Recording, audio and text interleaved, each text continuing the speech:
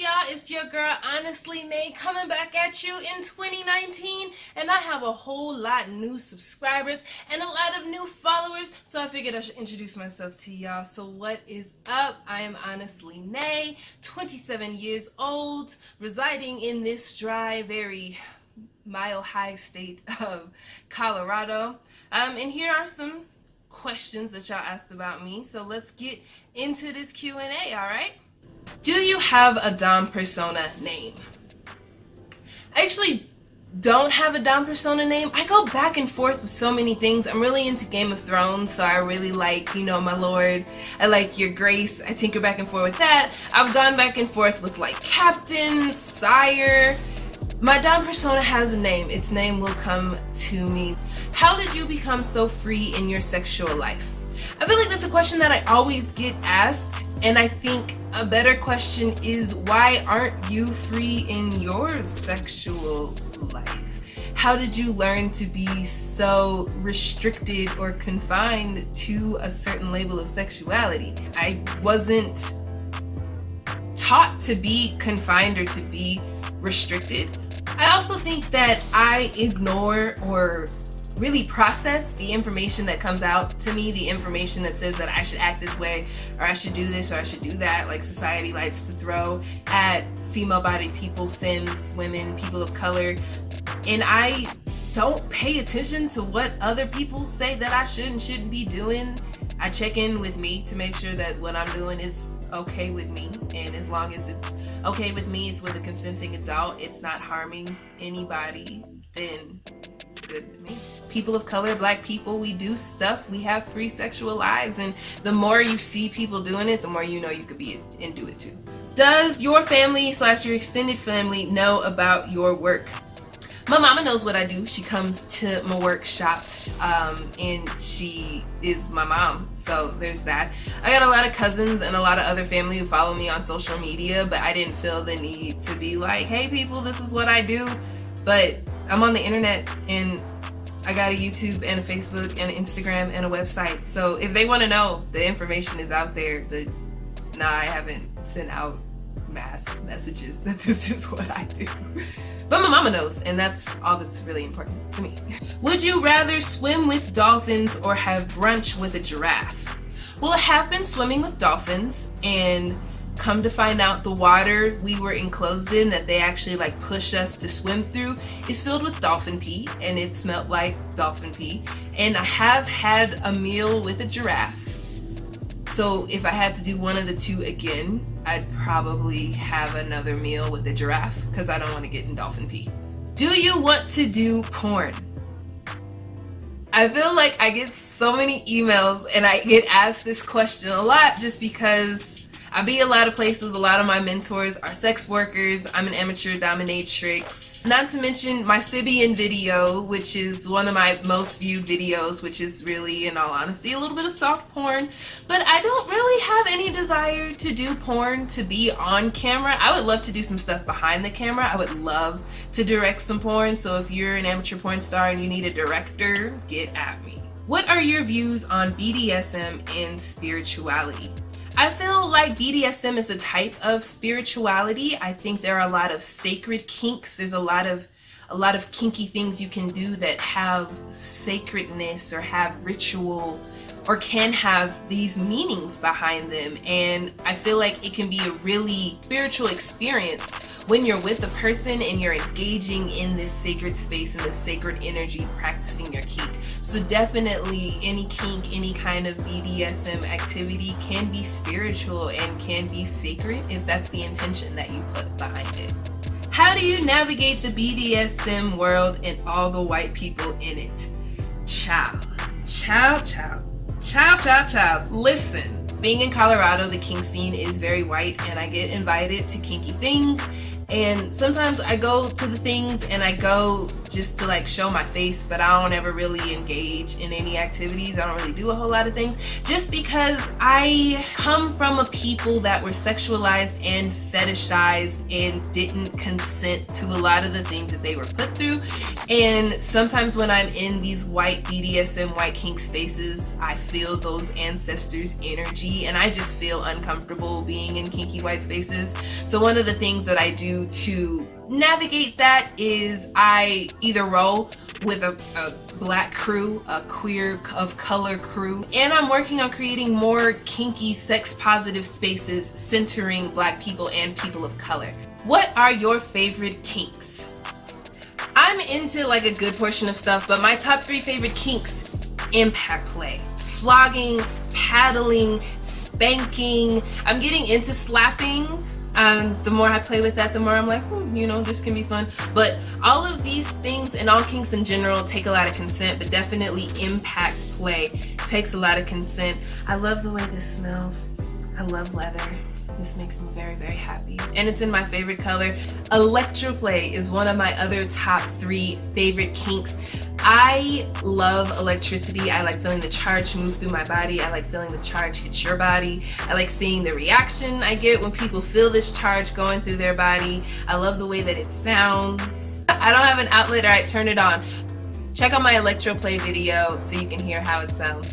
Shibari, one of my top 3 favorite kinks. Shibari in Japanese means to tie, so it is erotic Japanese bondage. You can use it as bondage, you can use it as art. I've seen some people do some really amazing, spectacular, and creatively crazy and cool things with rope, and I aspire to be on their level. Have you ever considered writing a blog?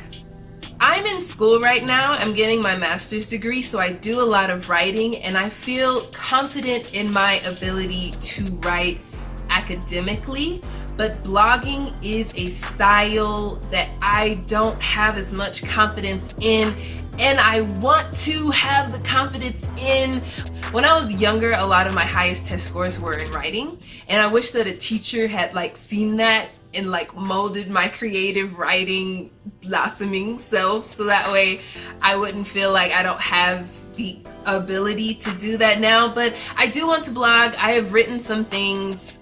I guess what it really comes down to is I just need to push publish. How's your sex/love life? I have a whole video about this coming up, but Colorado is so interesting. My flirting style is that I like when people come to me, and if you're not gonna come to me, at least show some interest in me so I will come to you. If you spark the match, I will fan the flame. What does that look like? It means that like I go to the club and I'll like be scoping it out, and I'll be looking at people that like I'm attracted to, and I try to like stare but not stare, but I'm gonna try to make eye contact with you. And if you make eye contact with me and you acknowledge my presence and you acknowledge that you're interested in me, I'm going to approach you. But if I'm like looking around trying to make eye contact with people and you're turning away from me, you're shying away from me, that tells me that you're not interested in me.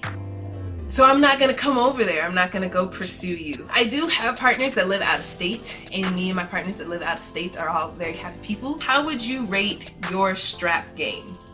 You know, I'm pretty good at the sex. I'd rate my strap game pretty high. I feel pretty confident with my strapping abilities. I got some pretty decent references. So, you know, I think I'm good. I know I'm good. Are you into butt stuff? So I have B-Vibe toys, which are like butt plugs and like butt vibrators, and I definitely am exploring more with like that. But if you ever get your booty eaten, rimming, donut holing, doing all that, that's cool. I enjoy that, so sure. What is your favorite liquor? I like rum. I like rum, specifically pineapple flavored rum. I am a pirate. I aspire one day to exist on my yacht and my island and drink my rum and live my best life. Are you a dominatrix? Yes, I'm an amateur dominatrix. I have mentors that are getting me up to that pro level, but I do some dominatrix work and I want to travel. I definitely want to do more traveling, and I feel like so many people are like, when are you coming to this place? When are you coming to that place? When you book me, when you pay me money to come there is when I will be there. How long have you been working in sexuality? So I started off as a peer sexuality educator when I was in undergrad in about 2010, and every job I've had since then in some way, aspect, shape, form has been related to sexuality. I've been doing this for a minute and I don't see me stopping because I honestly, truly, really enjoy the work that I do, and I just see me gathering more skills and doing more things and popping up more places. Are you interested in collaborating? I love collaborating. I am fully of the belief of if you want to go far, you got to do it with others. So if you are interested in collaborating with me, definitely shoot me an email, slide into my DMs, let me know, and I will get at you if it's something that aligns with me and my brand and what I'm out here trying to do. What have you learned working in sexuality? One major thing that I've learned is not talking about it doesn't solve the problem. Your partner not pleasing you, your kids doing things you don't understand how something works. Just because you don't talk about it doesn't mean that it's going to resolve itself, doesn't mean that it's going to go away. It actually means that you're probably going to set yourself up for some negative outcomes or some detrimental experiences by not talking about it. I've also learned that being comfortable and confident enough to talk about something sex or sexuality related means that someone has had to prove to you that they are a person who can hold this information. So that means that if you really want your kid to talk to you about sex and your kid's not, you've done something that's shown that child that you're not the person that I can go to about this. And that doesn't mean that that can't change, but that just kind of means that's where the kid is now. If you have a partner whom you feel like you can't express X, Y, and Z with, is because you don't feel 100% comfortable or confident bringing that to them. You don't have that comfortability or that intimacy in order to be vulnerable. And talking about sex and sexuality is an extremely vulnerable activity. And because I do it, because I'm willing to be out there and be vulnerable, there's this political blast of, wow, you're so brave and you're so courageous. And it's like, no, I just want us to talk. I just want to be able to have conversations. I have also learned that it's super important to do your own research. So I come here and I give you this information and I give you this knowledge, but I really encourage you to take it and have your own basis, your own understanding about it. I also encourage you to fact check the information that you get. And I'm always really one to be like, if someone's like, hey, where'd you get that information from? I will send you where I got my information from, because it's information and knowledge is power. One last thing is that just because you think everybody is doing this or everybody is doing that, that don't mean that you got to do what everybody is doing. Do what you feel comfortable with. Do what you feel good doing. And if you're surrounded by people that are shaming you for your kink, or they're shaming you because you're not kinky, those aren't people that you want to spend a lot of your time and energy with. Surround yourself with people on your level who, if nothing else, are positively in your corner and are for you doing you. The tribe that you have around you can dictate whether you feel great or whether you don't feel great. And you get to decide who is in your tribe. So choose people that make you feel great.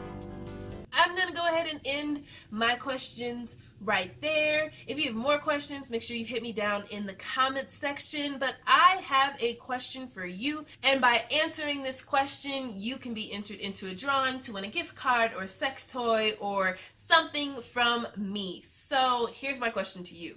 What is on your sex bucket list? Make sure you like, share, subscribe, hit that notification ding, follow me on all of the social medias. Please know that I want to make sure you get the answers to things that you want. So if you have any questions, let me know, and I will check you later. Bye.